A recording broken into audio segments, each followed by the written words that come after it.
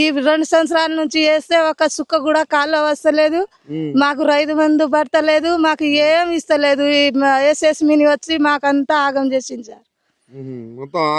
ఆగమైరం.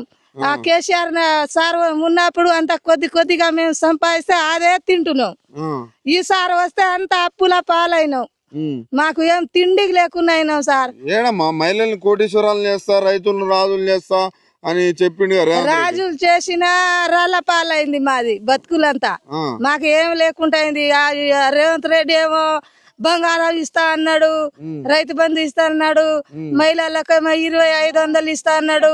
ఇదంతా వేసిండు, మేమంతా మెడ నిండా పెట్టుకున్నాం.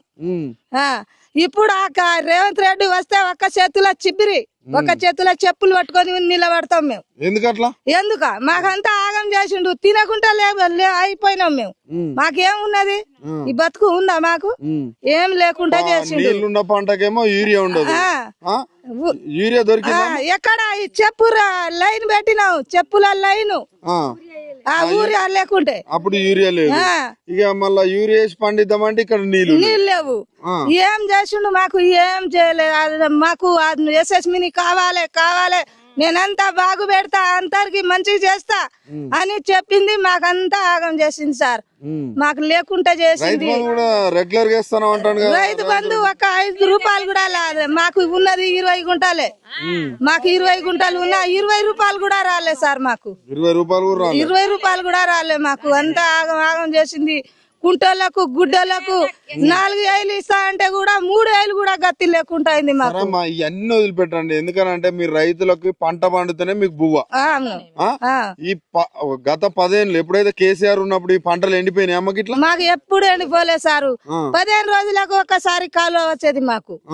ఇప్పుడు 15 రోజులు లేదు, నెల లేదు, ఏం లేదు. 2 సంవత్సరాల నుంచి మాకంతా ఆగం చేసింది సార్. అందరికి చంపుతాడేమో మరి ఆయన, అందరికి చంపుతాడేమో. అంతేనా? ఇబ్బందులే ఉన్నాయి.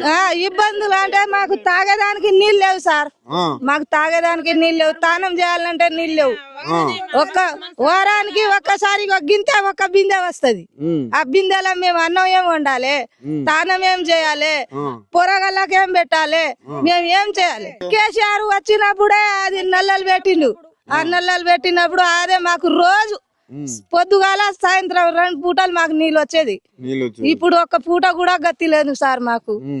ఈసారి మళ్ళీ రేవంత్ రెడ్డి ఓట్లు అడుగుతానికి వస్తే ఏమంటారు మీరు? ఒక చేతిలో చిబిరి, ఒక చేతిలో చెప్పులు. అంతే. అంత కోపం ఉంది మీకు? అంత కోపం కాకుండా ఆయన రావాలి ఇక్కడ.